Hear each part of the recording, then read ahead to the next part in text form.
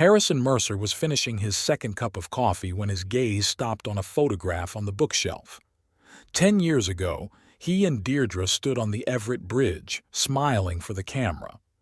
The city behind them looked gray and dank, as it often did in Washington state, but happiness shone on their faces. Harrison remembered that day to the smallest detail, how his hands trembled when he put the ring on Deirdre's finger, how he whispered the vows and promises he was going to keep.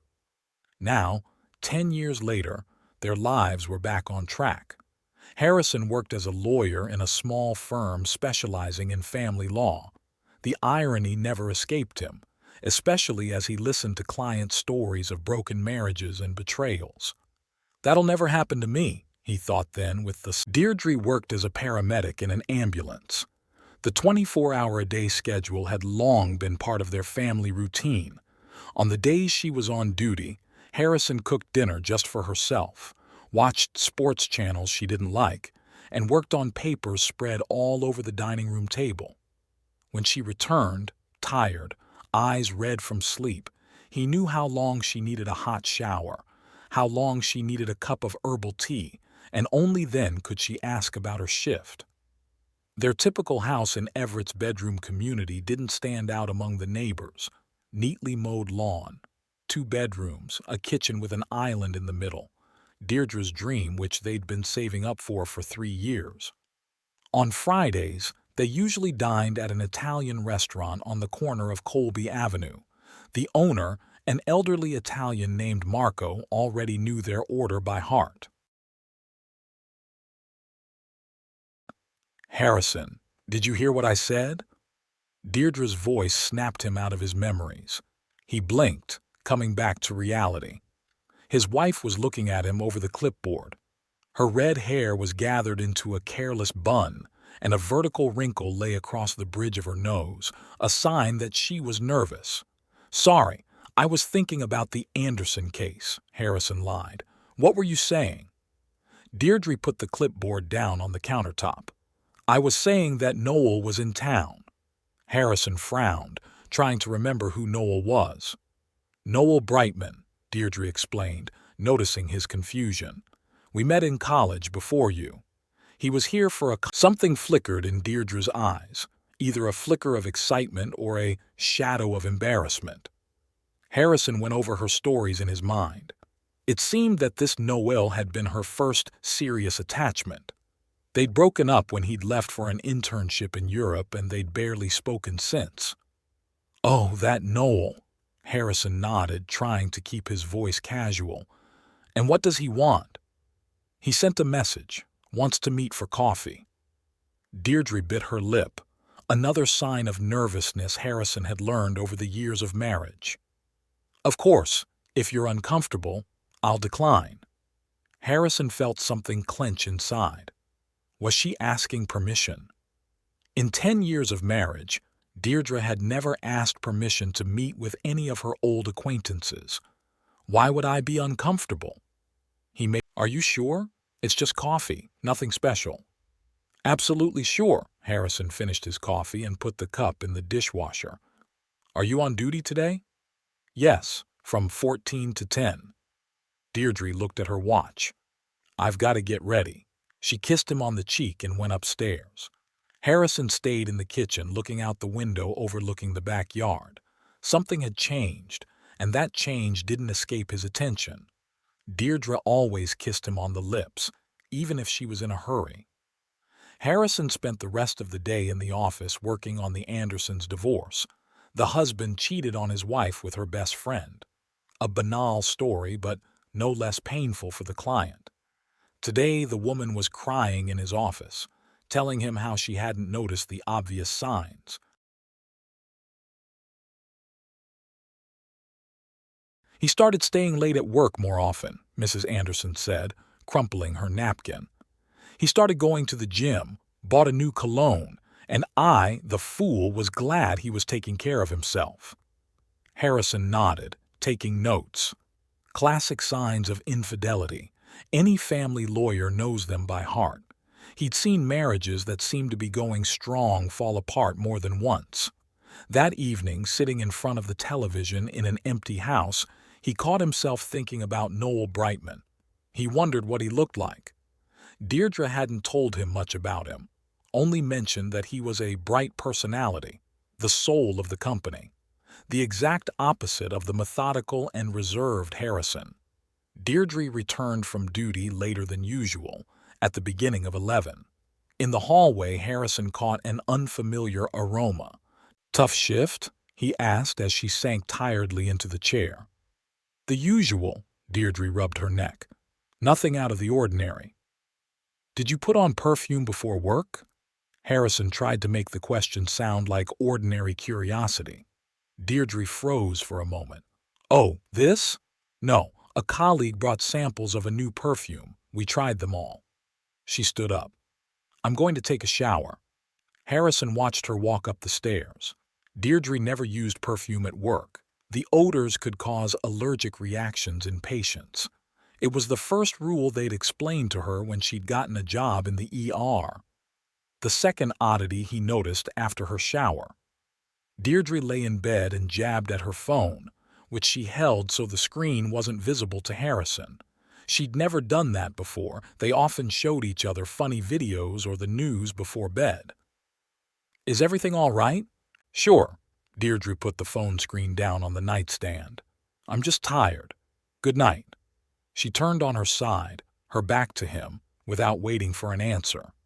Harrison lay awake for a long time, remembering Mrs. Anderson's words about the signs she hadn't noticed.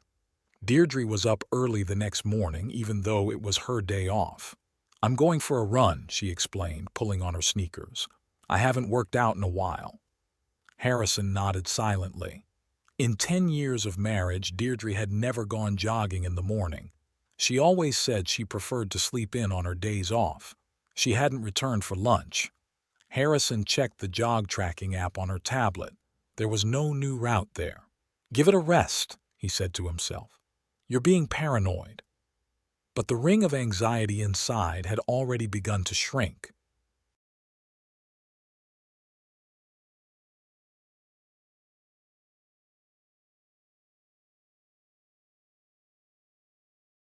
By evening, Deirdre had become the embodiment of attention and care, cooking his favorite steak, opening the bottle of wine they were saving for a special occasion. In the bedroom, she was as passionate and proactive as she had been in the early years of their relationship. "What's gotten into you?" Harrison asked as they lay in the dark. "Nothing." Her voice sounded too carefree. "I just thought that we haven't spent an evening together for a long time." Harrison wanted to ask bluntly, "Did you go out with Noel tonight?" But something held him back, maybe fear of hearing the answer.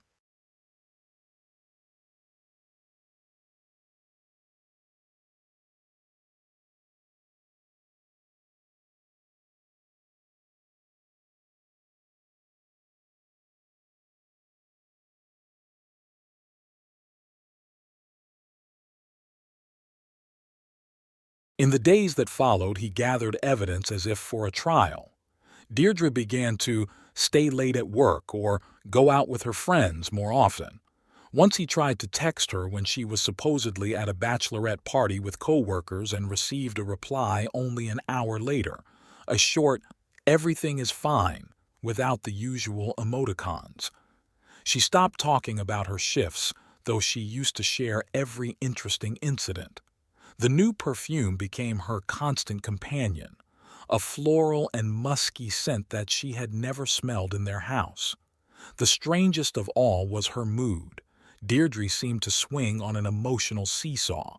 She was unusually affectionate and attentive, showering him with care. Then suddenly, Deirdre hadn't mentioned Noel once in 2 weeks. Harrison was silent too, watching the crack in their marriage grow wider and wider. He had never considered himself a jealous man. Deirdre had always been able to socialize with whomever she wanted, and it hadn't bothered him. But now, something was different. Maybe it was her behavior. Maybe it was in the way she unconsciously touched her neck when she checked her phone, a gesture that had only recently appeared. or in the way she flinched when Harrison entered the room unannounced. One morning, he woke up earlier than usual and saw Deirdre awake. She was lying staring at the ceiling, tears streaming down her cheeks. "What's the matter?" he asked, holding out his hand. Deirdre shuddered, quickly wiped away her tears. "Nothing. Just remembering a tough—" Harrison watched the door close behind her. For 10 years they had shared joys and sorrows. Deirdre always told him about difficult cases, about patients who could not be saved. She cried on his shoulder instead of turning away. That same day he called a private investigator, Marcus Fenn, a former client who owed him for getting Harrison out of a highly unfavorable divorce case. "I want you to follow my wife," Harrison said, feeling like a character in a cheap detective novel. Marcus did not express surprise. In his profession, such requests were commonplace. "Are you sure?" That was all he asked. Sometimes it was better not to know. "I'm sure," Harrison answered, remembering Deirdre's tears and her detachment. "I want facts, not speculation."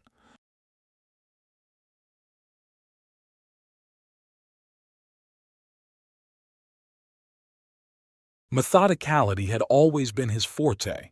Even now, when the ground was falling away from under his feet, he didn't let his emotions get the better of him. Or so he thought, until he caught himself checking his phone every 15 minutes, waiting for the detective to call. The first results came in 3 days later. "She's seeing a man," Marcus said, "at a cafe on the outskirts of town. They sat for 2 hours, talking a lot. There was no physical contact, but body language. Let's just say it wasn't a business meeting."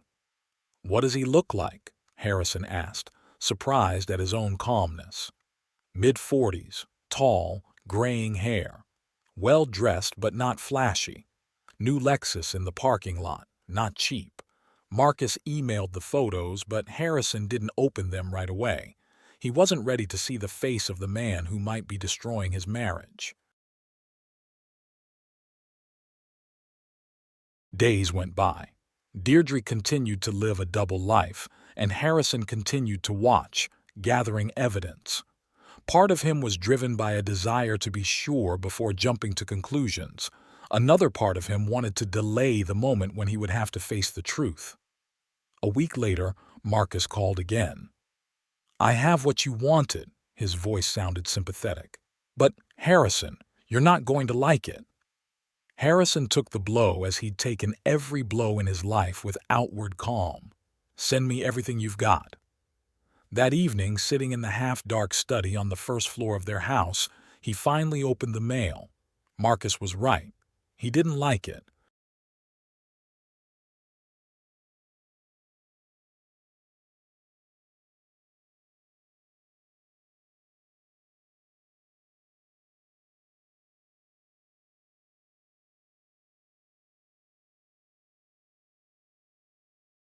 The photos and short videos left no room for doubt.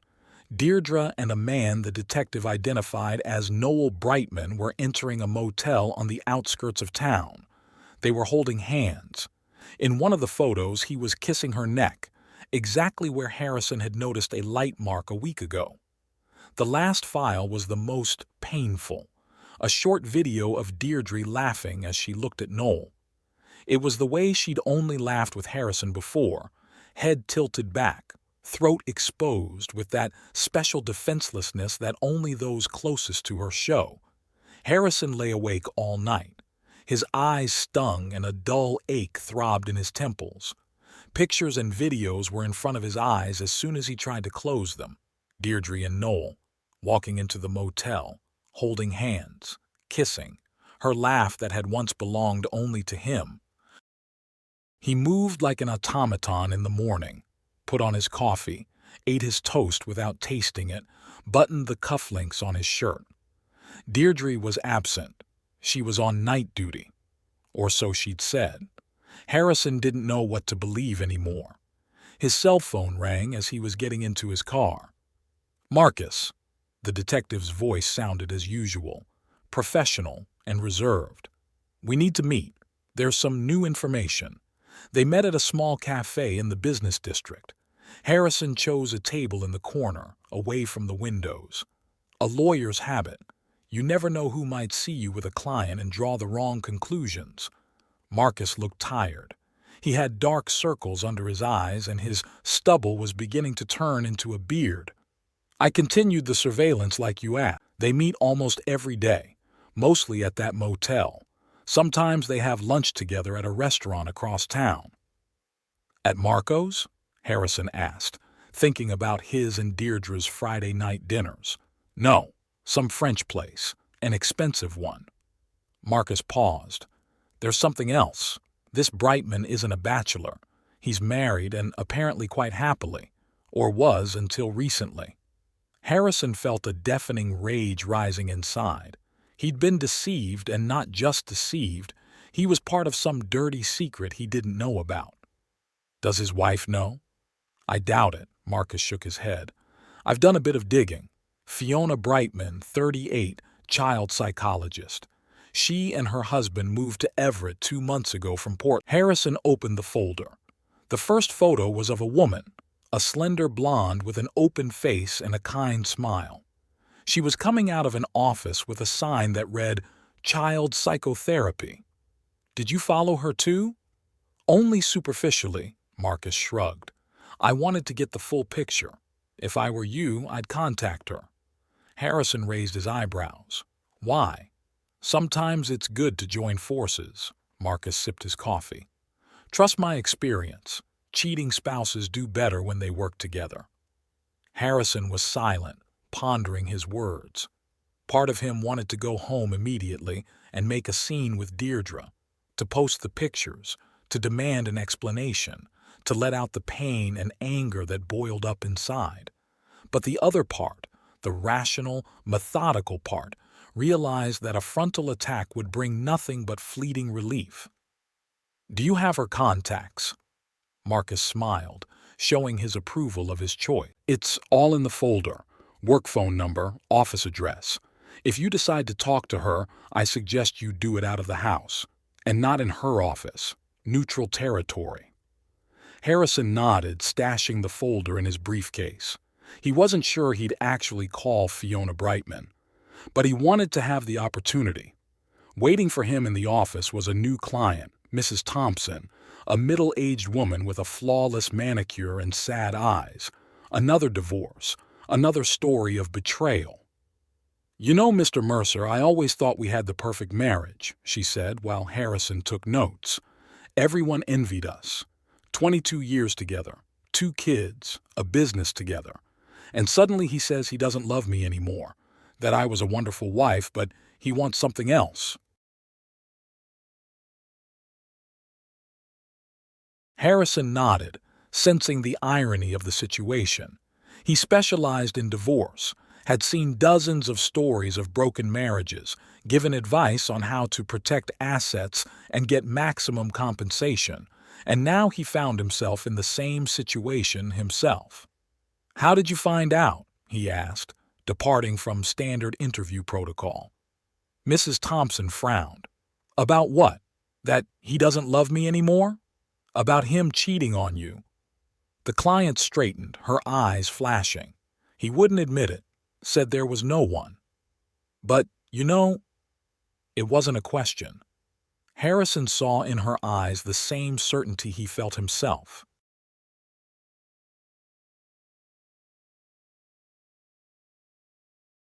I know, Mrs. Thompson answered quietly. A woman's intuition, I suppose. And also, he's changed. He became a different person in just a few weeks. He began to take better care of himself, new interests, and at the same time, it's like he disappeared from our lives together. Physically, he was there, but in his mind, he was somewhere far away. Harrison thought about Deirdre, about how she had changed before his eyes over the last few weeks. Would you like some advice? He put the pen away. Not as a lawyer, but as a human being. Mrs. Thompson nodded. Hire a detective, gather some evidence, and then decide what to do about it. Arriving home, Harrison nodded, unable to smile back. How could she act like nothing was going on? How could she cook his favorite dish, look him in the eye after what she'd done during the day? Had something happened? Deirdre stepped closer, her face expressing concern. Sincere concern, damn it. She was a good actress. Busy day, he answered briefly. A lot of work. Why don't you tell me about it? Deirdre put her hand on his shoulder. She smelled of the same floral and musky perfume. Harrison wanted to pull away, to scream, to break something. Instead, he forced himself to shrug. Nothing interesting. The usual divorce cases. Deirdre shook her head sympathetically. Poor thing. Listening to sad stories all day. You know what? I'm taking tomorrow off. Why don't we go somewhere? Just you and me, rent a house by the ocean for the weekend. Her eyes sparkled with enthusiasm. Harrison remembered how they had traveled to the ocean in the early years of their marriage, rented a small cottage, walked along the shore, made love to the sound of the surf. I can't, he replied, looking away. I have a meeting with a client on Saturday. It was a lie. He didn't have meetings on the weekend, but the thought of spending 2 days alone with the woman who had betrayed him was unbearable. Oh, Deirdre sounded disappointed. I'm sorry. Well, maybe next time. She went back to the stove and Harrison went upstairs to change. In the bedroom, he noticed her cell phone lying on the bedside table. Screen up. Not a familiar sight lately. He picked up the phone. There was a password, of course. Harrison didn't. Their dinner together took on a strange atmosphere. Deirdre was animated, talking about patience, laughing at her jokes. Harrison barely touched the food, mechanically nodding in the right places. You don't listen to me at all, Deirdre noticed at last. What's going on with you, Harrison? You've been kind of distant lately. What hypocrisy, he thought, but said aloud, I'm sorry. It's true. It's been a lot of work. Also, my father complained of lower back pain. I'm worried. That was another lie. His father lived in Arizona and felt fine. But Harrison knew Deirdre wouldn't check. They only talked to his parents on holidays. Oh, poor thing. At night, he couldn't sleep again. Deirdre was lying beside him, quietly snoring. Her hand rested on his chest, a common gesture that used to bring comfort and a sense of security. Now, Harrison felt only heaviness and a desire to pull away. In the morning, when Deirdre left for the hospital, he pulled out Fiona Brightman's business card, stared at the phone number for a long time, typing and erasing the message. Finally, he sent it. Hello, Mrs. Brightman. My name is Harrison Mercer. I need to talk to you about your husband. It's important. The reply came an hour later. What exactly do you want to talk about, Mr. Mercer? Harrison took a deep breath and wrote, About his relationship with my wife, Deirdre Mercer. I have proof of their connection. There was a long pause. Harrison imagined what Fiona was feeling right now, having received such a message. The same mixture of shock, pain, and disbelief. Where and when can we meet? They arranged to meet for lunch at a cafe in a neighboring town, not too close so as not to accidentally bump into acquaintances, and not too far away to spend much time driving. Fiona Brightman looked different from the photo. She was paler, and there were shadows around her eyes. Harrison recognized the signs: sleepless nights, heavy thoughts. It was the same thing he saw every morning in the mirror. Thank you for seeing me, he said as they sat down at the table. I understand how it must sound. Fiona nodded, smoothing the napkin on her lap. I didn't believe it at first, but then, she took a deep breath. I started to remember. All the signs were there. Noel had changed since the move. I thought it was the new job, the stress. And then I saw the messages on his phone. Did you read them? Harrison asked. Not all of them, Fiona shook her head. Just a couple. That was enough. They're very personal. Harrison pulled out a folder of photographs and held it out to her. You might want to see these. I warn you, it's not pleasant. Fiona opened the folder, slowly looking through the pictures. Her face didn't change, but her fingers clenched so tightly that her knuckles turned white. "I'd like to take some of them," she said finally. "I need proof, just in case." "Of course," Harrison nodded. "I can send you copies. They ordered coffee, but hardly touched it." "How long has your wife known my husband?" Fiona asked. "They dated in college," Harrison replied. They didn't," Fiona grinned bitterly. "At least Noel never mentioned Deirdre. I first heard the name from your message." They were silent for a moment, pondering the situation. "What do you plan to do?" Fiona finally asked. Harrison shook his head. "I haven't decided yet. Part of me wants to cause a scandal, kick her out of the house, file for divorce." He paused. "But there's another part of me, the part that still loves her, no matter what." "I understand," Fiona said quietly. "We have 2 children, twins, 7 years old. They adore their father. I can't just destroy their world." Harrison nodded. He and Deirdre hadn't had children, first delayed because of their careers, then because of her mother's health, and then they just got used to living together.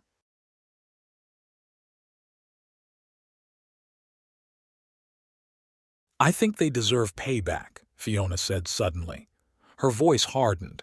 "Not just a divorce, something to make them feel what we feel." Harrison looked at her carefully.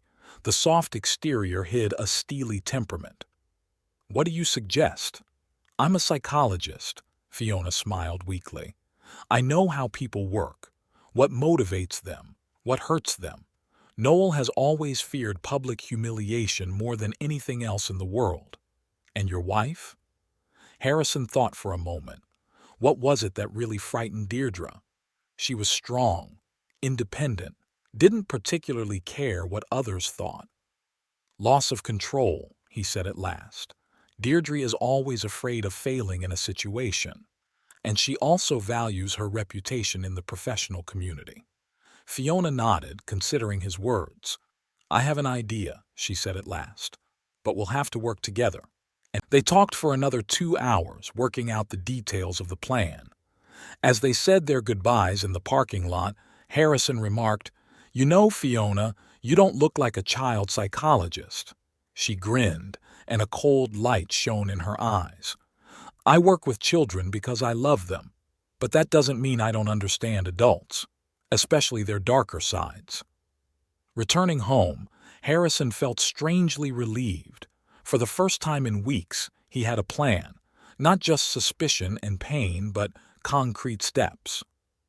There was a surprise waiting for him at home.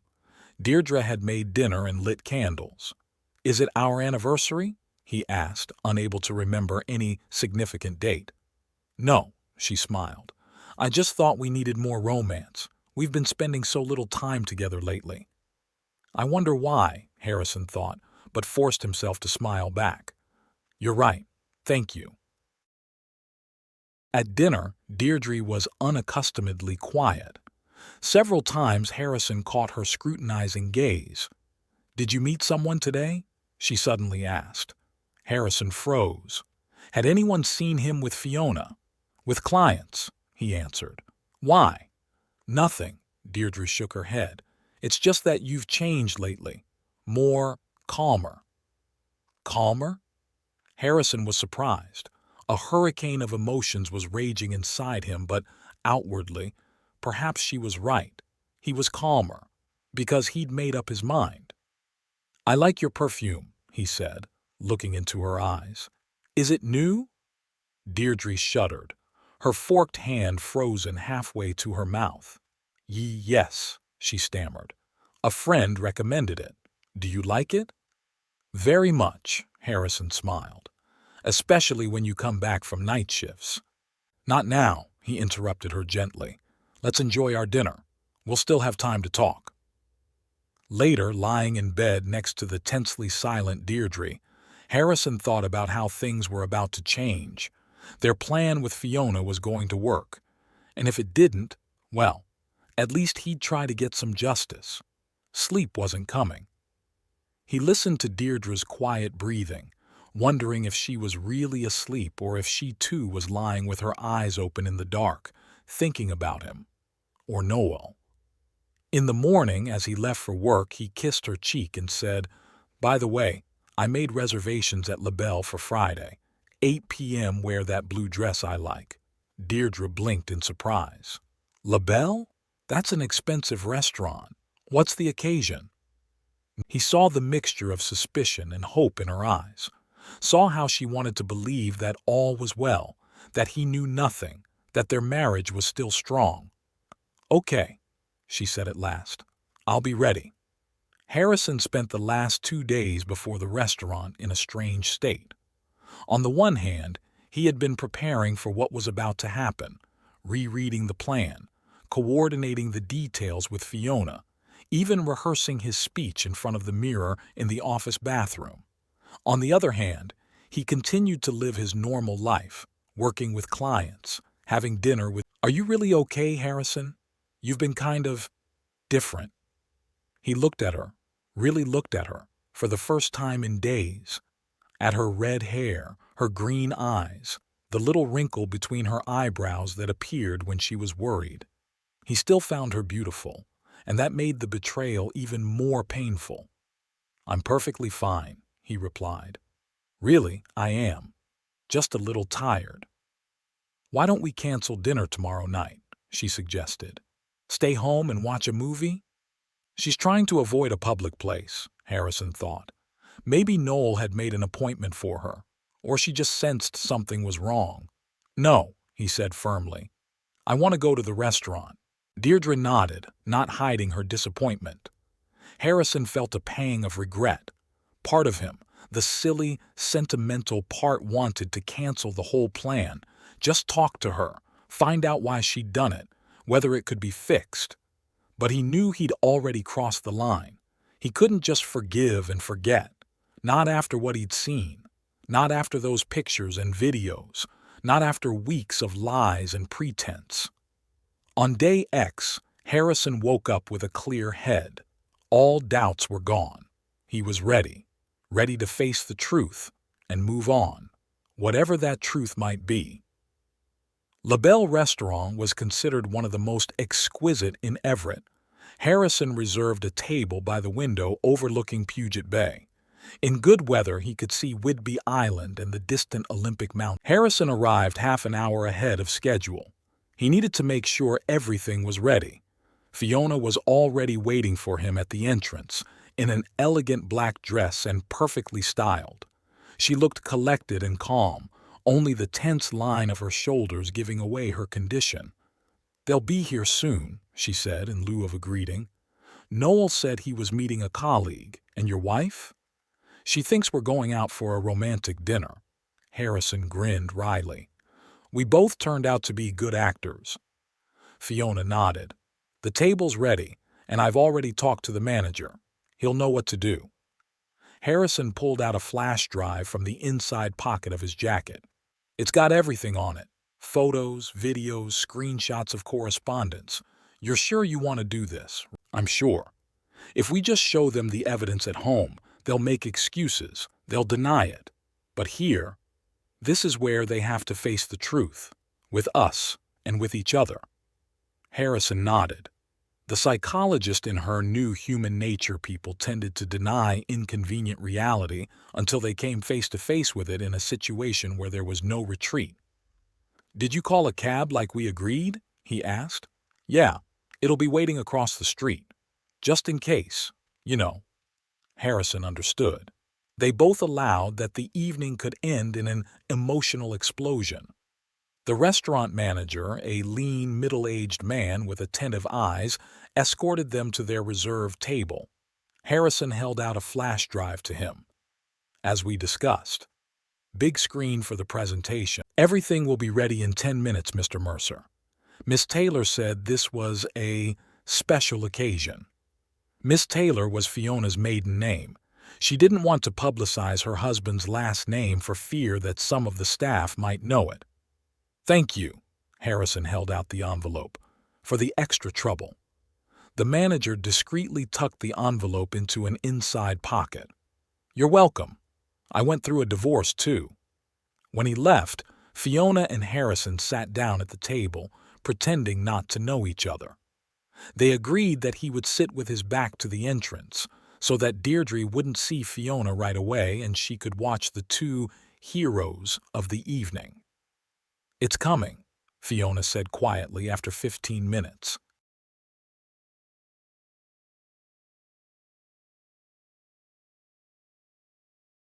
Harrison took a deep breath and straightened up. He didn't turn around, knowing Deirdre would come to the table herself. He heard her footsteps, light, almost dancing. Deirdre always moved as if there was music inside her that only she could hear. "Hello?" She kissed him on the cheek, enveloping him in a cloud of that same musky floral scent. "Sorry I'm late. I had to stop at the drugstore." Harrison looked up. Deirdre was beautiful, in that very blue dress, with her hair gathered in an elegant bundle, with light makeup emphasizing her green eyes. For a moment, his heart clenched with pain. "Sixth," Harrison corrected her automatically.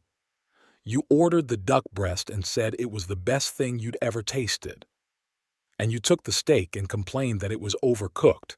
Deirdre laughed softly. "That was a good time." "It was," Harrison pointed out. A time that had passed. Did she feel like things had ended between them too? "They've updated the menu since then," he said, nodding at the leather folders the waiter brought over. "I suggest the foie gras as an appetizer." Deirdre opened the menu, but her eyes wandered around, not focusing on the lines. "Harrison," she finally said, closing the folder, "why are we here? Did something happen?" "Why would you think that?" He acted surprised. "Can't I just take my wife out to..." Harrison smiled, trying to make it look sincere. "It's okay, really.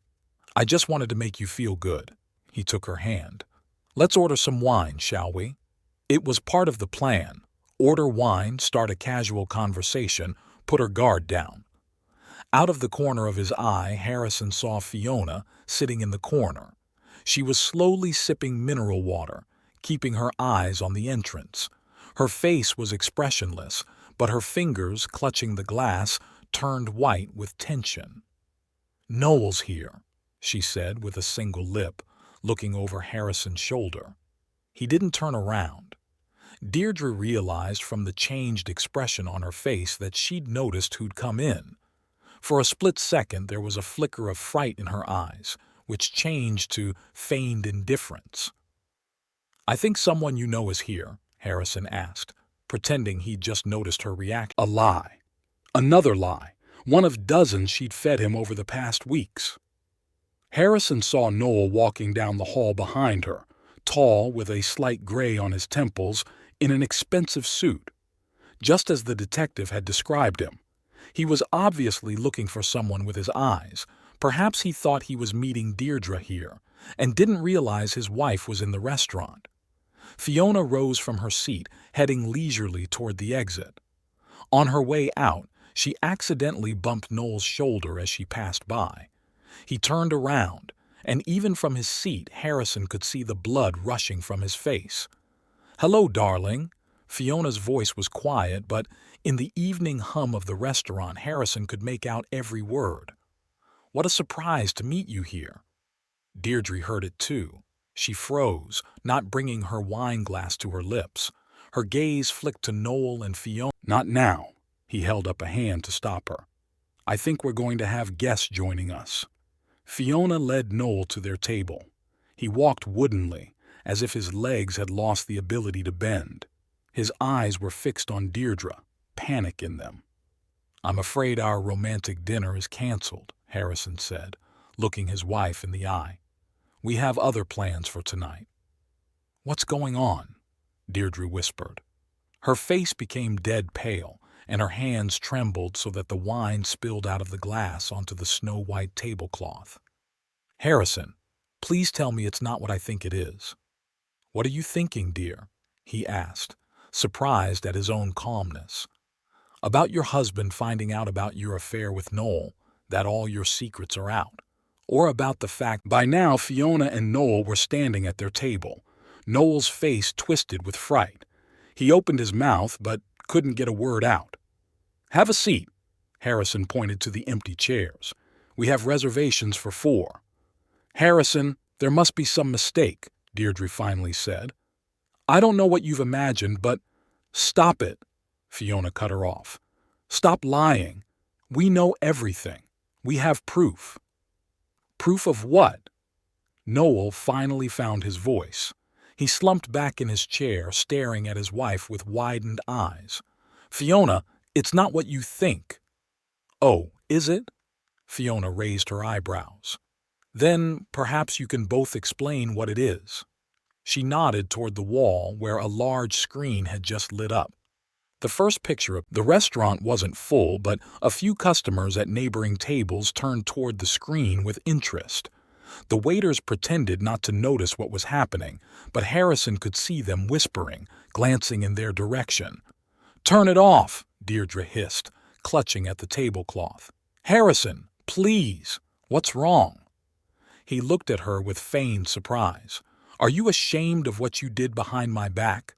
Or do you just not want others to know what you're really like?" On the screen, the pictures kept changing from one to the next. Here they were kissing in the car. Here they were leaving the motel, Deirdre fixing her hair, Noel buttoning his shirt. And here they are in the restaurant, Deirdre laughing, head tilted back, Noel looking at her adoringly. "Stop it!" Noel jumped up, about to run or throw himself at the screen. "Stop it!" "Sit down, Mr. Brightman," Harrison said calmly. "If you make a scene, we'll have to call security. And if the police come, all those pretty pictures will probably end up in the local papers. Is that what you want?" Noel sank slowly into the chair. His face took on a grayish tint. "What do you want?" he asked at last. "Money?" Fiona laughed a cold, unpleasant laugh. "Money? Really, Noel? You think you can buy us? Buy forgiveness?" "We want the truth," he said. "Here and now. How long has this been going on? When did you start meeting behind our backs?" Neither Noel nor Deirdre answered. Meanwhile, a video appeared on the screen, the one where Deirdre was laughing while looking at Noel. That laughter, which Harrison had once considered his treasure, now cut his ears with a knife. 3 months, Deirdre finally said quietly. "We met by chance in a cafe near the hospital. We talked about old times, exchanged numbers, and you decided to break up 2 marriages?" Fiona stepped forward. "That's nice." "We didn't mean to," Noel shook his head. "I swear we didn't plan it. It just happened." "Happened." Harrison grinned bitterly. "What a convenient word. Happened, and you're kissing another man's wife." He looked at Deirdre. She lifted her head and he saw that she had indeed been crying. Mascara smeared under her eyes, her nose reddened. "I loved you, Harrison," she whispered. "I really did. It's just that something changed over time. We became like neighbors, next door neighbors, but not together. And Noel, he made me feel alive." "Don't you dare," his voice trembled. "Don't you dare justify your betrayal by saying you were bored. You had a choice to talk to me, to try to make things work, or to tell me honestly that you didn't love me anymore. But you chose to lie." The screen now showed screenshots of the correspondence. "Miss you. Can't wait to see you. You have no idea what you're doing to me." "Where did you get this from?" Noel stared at the screen. "Did you hack into our phones?" "No," Harrison shook his head. "We hired a detective, as soon as we had our first suspicions." "You followed me?" Deirdre looked offended, which seemed to Harrison the height of hypocrisy. "Did you give me any reason to trust you?" There was a heavy pause. Fiona sat upright, clutching the glass of water as if it were a lifeline. Her face expressed nothing but cold determination. "What now?" Noel finally asked, turning to Fiona. "Are you going to file for divorce?" "Oh, that's out of the question." She smiled, a thin, unpleasant smile. "The question is, what happens to your career when the hospital board finds out you're sleeping with your coworkers? And what happens to your reputation when all those cute pictures are seen by our friends and neighbors? Noel turned even paler, if that was possible.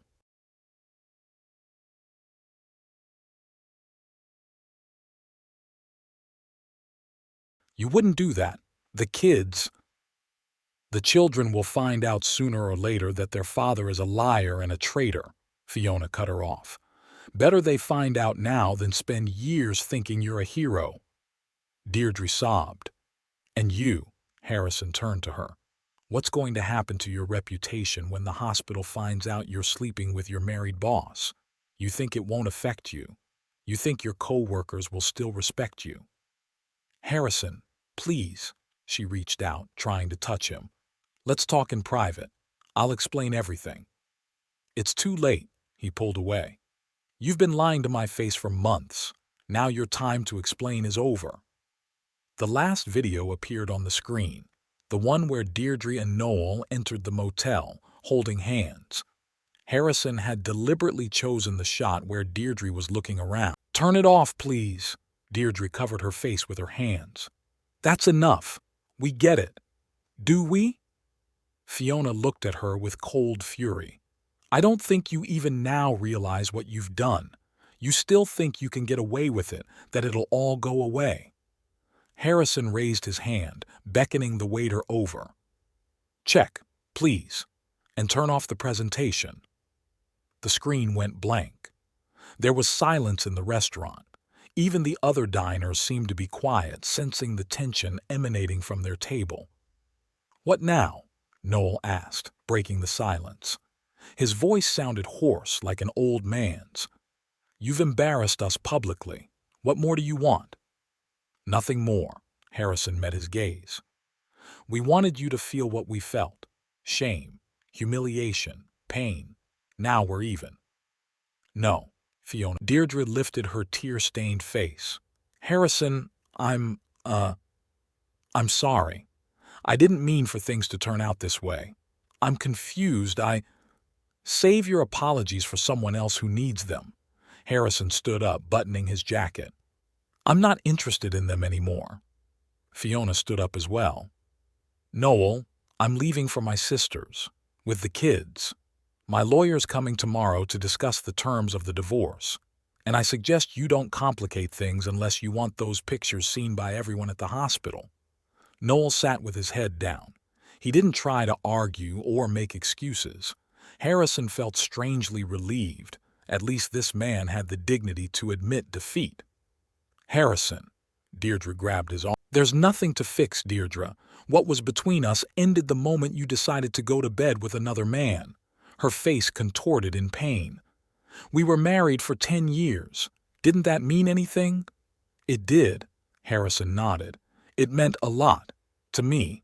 Not so much to you, I guess. He turned and walked toward the exit. Fiona followed him, holding her head high. They left Deirdre and Noel sitting at a table, surrounded by the muffled whispers of other customers. A fine rain drizzled outside. Harrison lifted the collar of his coat, shielding himself from the cold drops. The cab Fiona had ordered was waiting across the street. Are you all right? She asked, looking at him with concern. Harrison wondered. Was he okay?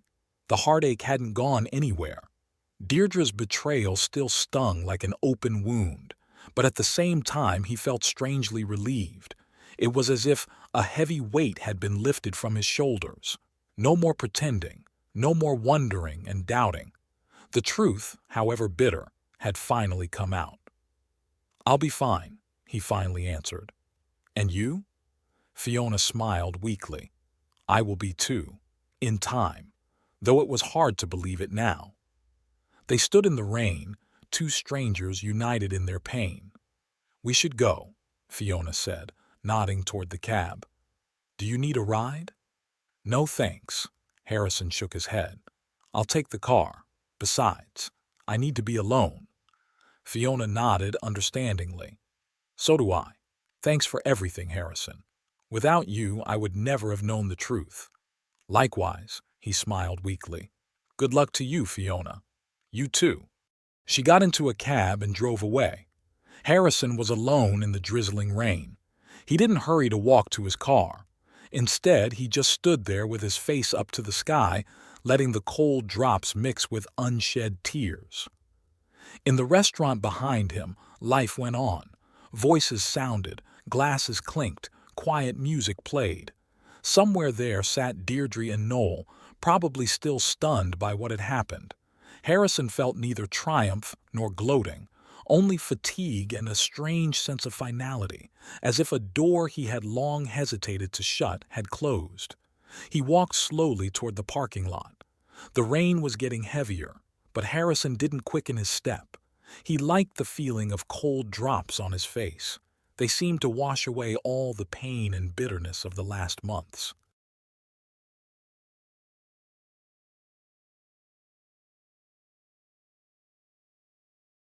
He sat in the car for a long time without starting the engine. What now? Where to go? Home, to the house where everything reminded him of Deirdre, of their life together, which had turned out to be an illusion. The cell phone rang. Deirdre's name popped up on the screen. Harrison stared at the flashing display, fighting the temptation to answer it, to hear her voice, perhaps her explanation, perhaps her pleas for forgiveness. He unplugged the phone and put it in the glove compartment. Then he started the car and drove out onto the rain-wet street without looking back. Harrison didn't go home. He checked into a hotel on the edge of town, a small but clean room with a view of the parking lot and standard furnishings. The first night he just sat by the window, looking at the flashing motel sign across the street and sipping whiskey from a plastic cup. Deirdre called non-stop. The phone in the glove compartment of the car was probably dead from the incessant calls. Harrison didn't check it. He needed time. Time to digest everything that had happened. Time to decide what to do next. The next morning, he called work and took a week off, then stopped by the house when he was sure Deirdre was on duty. Quickly he gathered the things he needed: clothes, papers, his laptop, a few photos of his parents. For a moment he lingered at their wedding photo, but eventually left it on the mantelpiece. It was no longer his life. Harrison found 7 bouquets on the doorstep, ranging from modest daisies to ornate arrangements of orchids, all from Deirdre, according to the inscriptions on the cards. He didn't read them, just tossed them in the... At the office, he was met with surprised looks from his co-workers. It seemed rumors were spreading fast. Or maybe Deirdre had already come here looking for him. "Harrison, are you all right?" Bethany, the receptionist, asked. "Your wife called 3 times this morning." She sounded very upset. "I'm fine," he replied, "and I'd rather not discuss my personal life at work." Bethany nodded, but her eyes expressed sympathy. Harrison caught himself thinking that he didn't need pity. Not from anyone.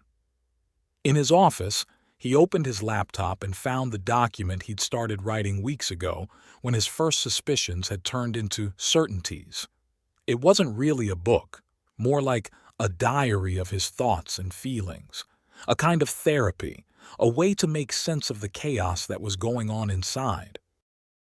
He began by describing the first time he and Deirdre had met, at a fundraiser where he was a lawyer for the organization and she was one of the volunteers. Next came memories of the wedding, the honeymoon, the first years of marriage. Gradually, the tone of the narrative changed. There were notes of routine, then, the first doubts, and finally, the icy certainty of betrayal. Harrison finished the last chapter, about the restaurant, about Deirdre and Noel's faces when they realized that the game was over, about the strange relief he felt as he walked out of the restaurant into the rain. Finished, he saved the document and sent it to the printer. 123 pages, 10 years of life packed into a thin stack of paper. A surprise awaited him on his way out of the office. Deirdre stood at the entrance, pale with circles under her eyes. When she saw him, she stepped toward him. He stopped, looking at the woman he had once loved more than anything in the world. Now he felt neither love nor hate, only weariness. What shall we talk about, Deirdre? About us, her voice trembled. About what I've done. About how I want to make it right. Harrison shook his head. There is no us, and there's no fixing anything. Harrison, she grabbed his hand. 10 years. 10 years can't just be thrown away because of one mistake. One? He raised his eyebrows. 3 months of lying isn't one mistake. It's hundreds of conscious decisions to deceive me. Deirdre lowered her head. Tears streamed down her cheeks. I love you, she whispered. Noel meant nothing. He walked around her and headed for his car. She followed him, continuing to talk about how remorseful she was, how she was willing to do anything to regain his trust. Harrison wasn't listening. His thoughts were already far away. The next day she was waiting for him outside the hotel. Harrison wasn't even surprised. It's hard to hide in a small town. I talked to the lawyer, he said instead of greeting. The divorce papers will be ready in a week. No, she shook her head. I won't sign them. I'm not giving up that easily. Harrison sighed. Deirdre, this isn't a contest. This is the end. Something flashed in her eyes, desperation mixed with determination. Your father, she said. He needs a kidney transplant. I can be a donor. I have the right blood type. Harrison froze. His father did need a transplant. That was one of the few facts Deirdre knew for sure. Lo, even for you, he said quietly. To use my father's disease. I'm not using it. Deirdre stepped closer. I just want to help, to prove that I care about you, about your family. My father's already had surgery, Harrison lied. 2 weeks ago. They found the right donor. That wasn't true. His father was still on the waiting list. But Harrison couldn't let Deirdre manipulate him, even if it meant giving up a potential lifesaver for his father. Her face stretched. Oh, I didn't know. You didn't say. Should I have? He shrugged. We haven't shared anything important for a long time, have we? Deirdre lowered her head. For the first time since they'd parted, I've been writing this since I found out about the affair. A kind of therapy. Deirdre took the papers, flipped through a few pages. It's a book? A diary, Harrison shrugged. The story of our marriage, and the end of it. She looked up at him with a stricken look. Are you going to publish it? No, he shook his head. It's just for us. One last gift to you, if you want it. Deirdre clutched the manuscript to her chest. This is really the end, isn't it? She asked quietly. There's no fixing anything? You've become a chapter in my life, Deirdre. Harrison smiled weakly. And I'm moving on to the next page. He turned and walked away, leaving her standing with the manuscript in her hands. It was goodbye. No yelling or accusations, just a quiet acknowledgement that their paths had parted forever. The next day, Harrison met with the realtor. Their house, now just his house, was for sale. The price was reasonable. The neighborhood was prestigious, and within a week the first buyers appeared. At the office, he applied for an extended leave of absence. The senior partner, Mr. Graves, didn't ask any questions, just said, "The place will be waiting for you, Harrison, when you're ready to come back." Fiona called before she left with the kids to visit her sister in Oregon. "How are you?" she asked. "Day by day," Harrison replied. "And you?" "The same. The kids ask about their father. I don't know what to tell them." "The truth," Harrison suggested, "as much as they can understand." "You're probably right," Fiona said quietly. "Thank you, Harrison, for everything." "You too, Fiona. Good luck." He'd heard about Deirdre from random sources. Colleagues said she'd gotten into trouble at the hospital. Some of the staff had found out about the affair with Noel, and Deirdre's reputation had been shaken. Noel was rumored to have quit and left town. No one knew where. Harrison felt no schadenfreude at this news, only a strange, detached curiosity, as if they were characters from a TV show, not real people from his life. The house sold faster than he expected. The buyers were a young couple with a child. They fell in love with the spacious kitchen and cozy backyard. Harrison signed all the papers without regret. This house had long ago ceased to be his home. With the money from the sale, he could afford to start over. In the end, the choice fell on a small coastal town in Oregon, Cannon Beach. Harrison had been there once in his student years and remembered the impressive cliffs protruding from the ocean, endless beaches, and the atmosphere of tranquility. He bought a small house on a cliff overlooking the ocean, not luxurious but cozy. 2 bedrooms, a living room with a fireplace, a west-facing terrace where he could watch the sunsets. For the first time, he just walked along the beach, sat on the terrace for hours watching the waves, read the books he'd been putting off for years. Gradually, the inner storm subsided, leaving room for something new. He got to know his neighbor. Marion, a woman his age with short dark hair and beaming eyes, worked in a small coffee shop on the main street. She brewed the best coffee in the neighborhood and never rushed her customers. "You're new here," she said when Harrison first walked in. "From the big city?" "Everett," he answered. "It's not that big." "It's all relative," she smiled. "There are 1,500 people here. Even Everett seems like a metropolis after that." They started talking every time he came in for coffee. Nothing much about the weather, the books, the local news. Gradually, Harrison learned that Marion taught literature at the local school and that the coffee shop was her hobby, that she had gotten divorced 5 years ago and moved here to start a new life, that she had a dog named Hemingway and a passion for old. She invited him over for dinner one night, just for no reason, no special occasion. Harrison accepted, surprised at how easy it came. They sat on her terrace, drinking wine and talking late into the night. Harrison told her his story, all of it, unvarnished. About 10 years of marriage, about Deirdre's betrayal, about how he had learned the truth and what he had done. Marion listened without interrupting or expressing either pity or judgment. When he finished, she simply said, "You know, sometimes we need to lose something important to find ourselves." They didn't become lovers that night, but something had begun between them, quiet, without the feverish passion and desperate need that Harrison remembered from past relationships.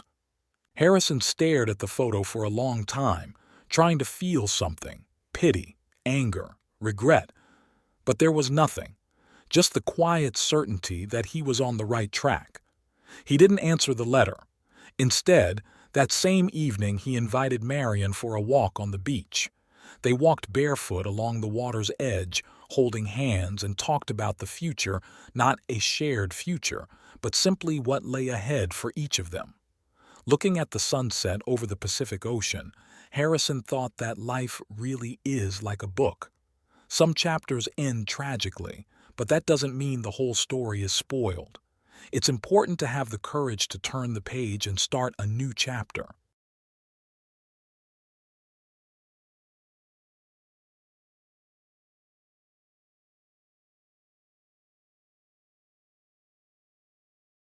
Two years flew by like a day for Harrison. Cannon Beach became a real home, a place where every corner is familiar and dear. His small house on the cliff had new furniture, a collection of seashells on the windowsills, and a large desk by the panoramic window.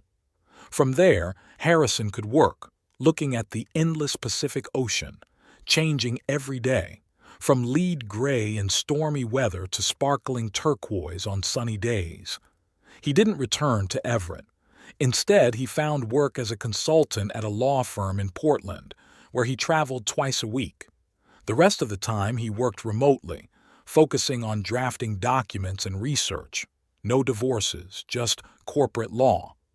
The work didn't require constant interaction with emotional clients, and Harrison appreciated the newfound peace of mind.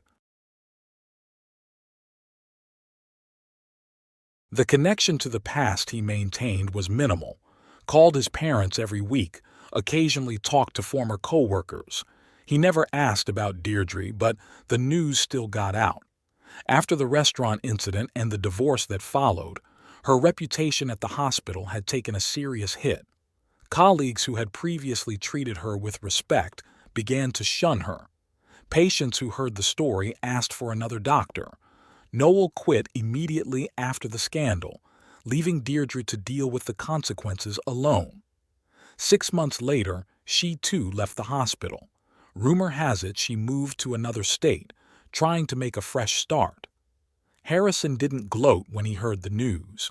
Moreover, he hardly thought about his ex-wife, except that sometimes, waking up in the middle of the night, he remembered her laughter or the touch of her hand.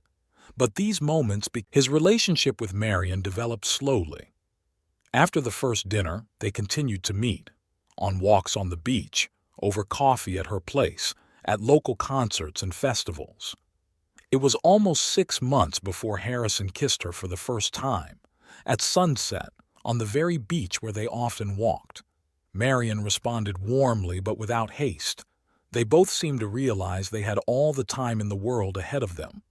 Marion had never questioned him about Deirdre after that first frank conversation.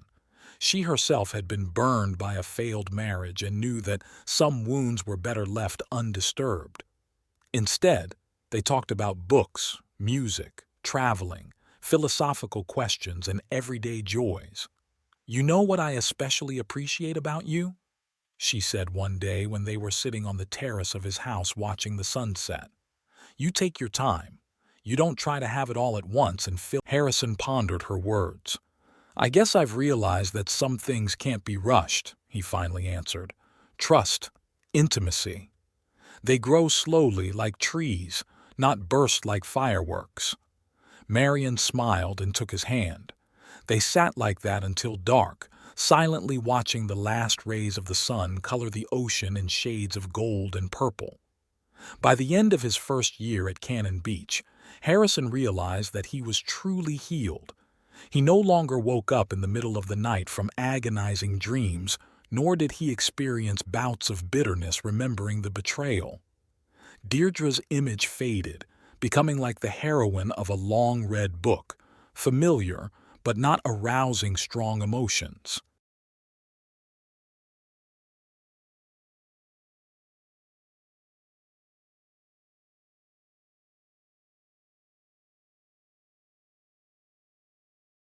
Marion gradually took up more and more space in his life. Her coffee cup appeared in his kitchen, her favorite books on the shelves, her laughter in the rooms of his house. They took their time moving in together, enjoying their independent but intertwined existence. "I never thought I could trust anyone again," Marion confessed one day as they cooked dinner in his kitchen. "After the divorce, I was sure it was better to live alone than risk new pain." "I felt the same way." Harrison nodded, chopping vegetables for the salad. "You know what changed?" "What?" "I realized I didn't want my past pain to determine my future. It would be an admission that Deirdre still had power over me." Marion put aside the spoon she was using to stir the sauce and looked at him with understanding. "That's exactly right. You can't let pain become a person." In December, almost a year and a half after the move, Harrison received a strange letter. No return address, postmarked Seattle. Inside was only a photograph, Deirdre sitting on a park bench. She looked haggard, thin, with a wan look in her eyes. There were no words on the back. Harrison stared at the photo for a long time, trying to figure out what he was feeling. Pity? Sympathy? Anger? But he found nothing in himself but a slight sadness, not for his lost love, but for the man who, judging by the photograph, had never recovered from his own mistakes. He didn't bother to show the picture to Marion. It was from a past life that no longer had power over him. Instead, he simply threw the picture into the fireplace fire and watched the flames turn it to ash. "Did something happen?" Marion asked, noticing his brooding in the evening. "No," Harrison shook his head. I'm just thinking about how strange life is. If someone had told me 2 years ago that betraying Deirdre would eventually lead me to a better version of myself, I wouldn't have believed it. Marion nodded understandingly. Sometimes, what seems like a disaster turns out to be a turning point. Like a good book, the darkest chapters often precede the brightest. Harrison smiled, appreciating her ability to find accurate metaphors. Marion, with her love of literature, saw life through the lens of stories, and it helped give meaning to even the most painful events.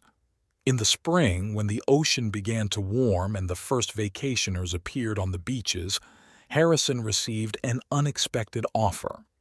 The law firm he was working with was opening a branch in Portland and offered him to become one of the partners.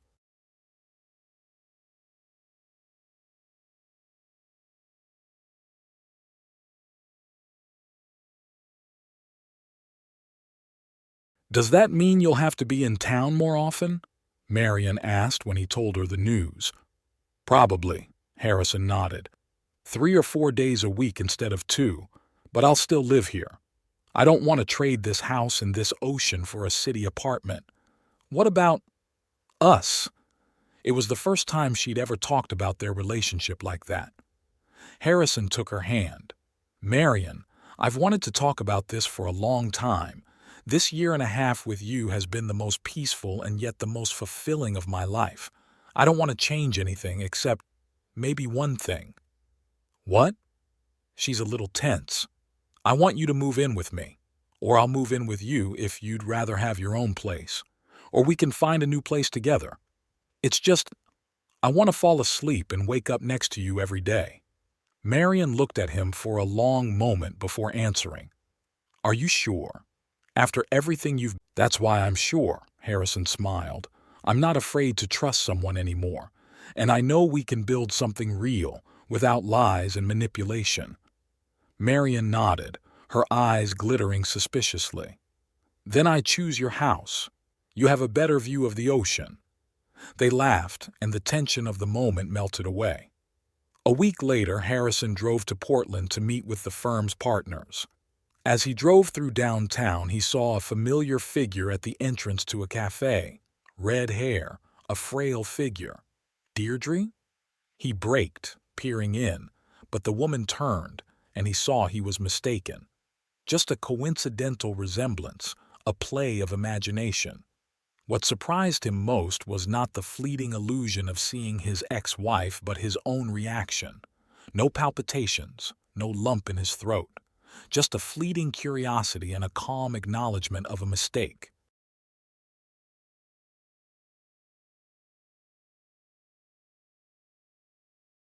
"I am free indeed," Harrison thought as he continued on his way. Free not only from the marriage, but from the pain, from the anger, from all the baggage that had been dragging him down since Deirdre's betrayal. The meeting in Portland was a success. Harrison accepted the offer to become a partner, stipulating the terms of his part-time remote work. After celebrating with his new colleagues, he went home, feeling pleasantly excited about the prospects opening up before him.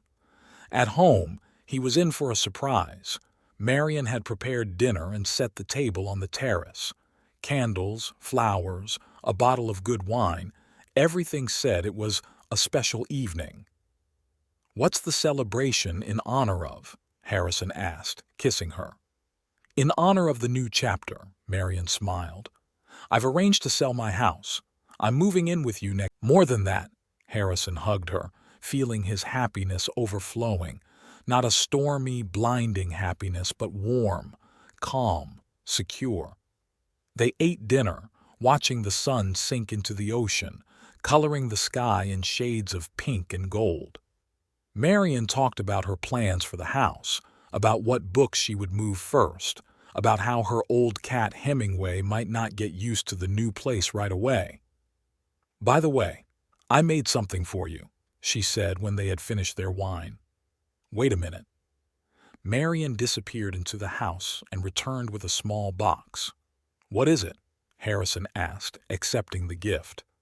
"Open it, and you'll find out."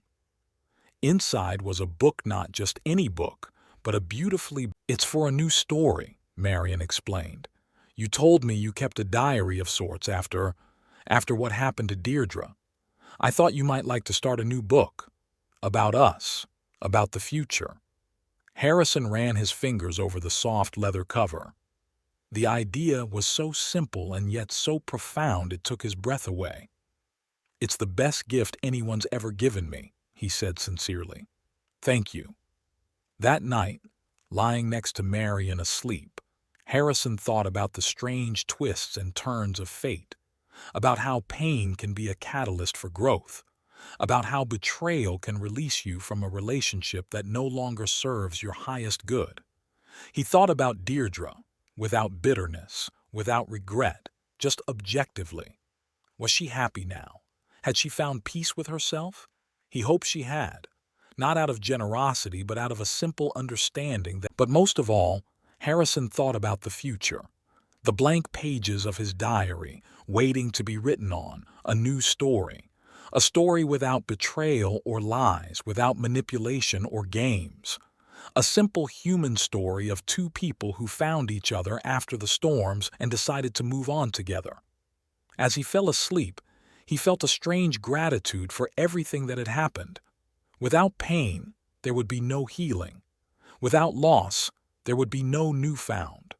Without the end of one story, there would be no beginning of another. In the morning, as the first rays of sunlight illuminated the bedroom, Harrison rose quietly, trying not to wake Marion. He picked up his new journal. He wrote as the room filled with morning light and the ocean outside the window changed color from gray to shining turquoise. He wrote of loss and gain, of pain and healing, of how one closed door can lead to the opening of another, much more beautiful one. When Marion woke up and walked over to him, hugging him from behind by the shoulders, Harrison had already written several pages. A new story had begun, and there was no room in it for past ghosts. "What are you writing?" Marion asked sleepily, peering over his shoulder. "Our history," Harrison answered, covering her hand with his. "From the beginning,